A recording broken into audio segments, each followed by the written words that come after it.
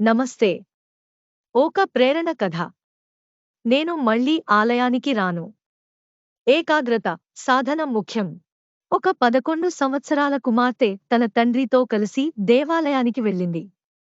భగవంతునికి నమస్కరించి వచ్చి ఓ ప్రక్కన కూర్చున్న సమయంలో తన తండ్రితో ఆమె ఇలా అంది.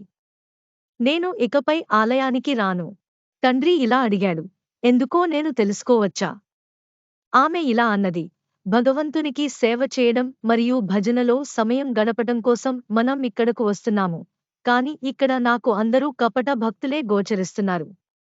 దేవాలయానికి వచ్చిన తరువాత కూడా వారు తమ మొబైల్ ఫోన్లతోనే గడుపుతున్నారు. వారి మనస్సు, దృష్టి మొత్తం సెల్ ఫోన్ మీదనే నిమగ్నమై ఉంటున్నాయి. చెడు మాటలు వినిపిస్తున్నాయి. వీరు కేవలం కపటులు మాత్రమే. వీరందరినీ చూసి చూసి నేను కూడా అలానే అవుతానేమో అనే భయం కలుగుతున్నది.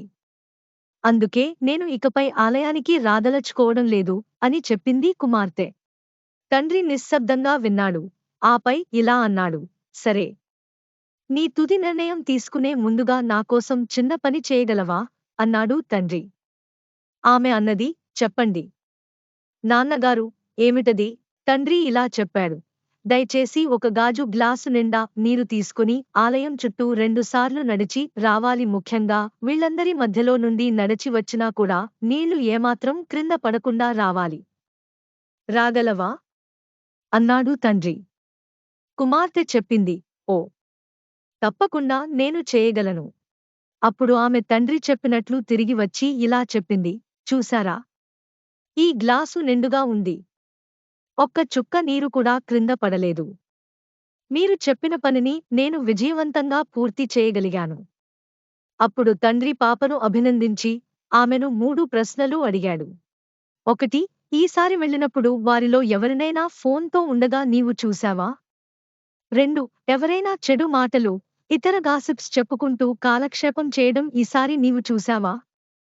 3. ఎవరైనా యథార్థత లేకుండా కపటంగా జీవిస్తున్నారా? ఆమె ఇలా చెప్పింది. నేను ఏమీ చూడలేదు. నేను నా దృష్టి గ్లాసు మరియు దానిలోని నీటిపైనే నిలిపాను. నీళ్లు ఒక్క చుక్క కూడా పోలేదు.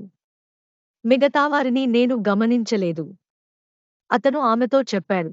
నీవు దేవాలయానికి వెళ్ళినప్పుడు సరిగ్గా చేయవలసినదిదే. నీవు కేవలం భగవంతునిపై దృష్టి నిలిపి, ఆయన గురించే ఆలోచిస్తూ, ఆయనతో మమేకం అవడానికి ప్రయత్నించాలి. అలా కనుక నీవు చేయగలిగితే వీరెవరూ నీ దృష్టికి రారు. పైగా నీవంటి వారిని చూసి వారు కూడా క్రమంగా మారవచ్చు. అచంచలమైన భక్తి, నిరంతర ఏకాగ్రతా సాధన మాత్రమే మనల్ని భగవంతునికి చేరువ చేస్తాయి. జీవితంలో ఉన్నత పదంలో నడిపిస్తాయి. దేవాలయంలో గడపవలసిన విధానం గురించి తెలిపినందుకు తండ్రికి ఆమె ధన్యవాదాలు తెలిపింది. ఏకాగ్రత, సాధన ముఖ్యం. గుడిలోనే కాదు, ఆఫీసుల్లోనూ, వర్క్ ప్లేస్. మన పని మనం చేసుకుంటే జీవితం ప్రశాంతంగా ఉంటుంది. దయచేసి లైక్ చేయండి, షేర్ చేయండి మరియు సబ్స్క్రైబ్ చేయండి. ధన్యవాదాలు.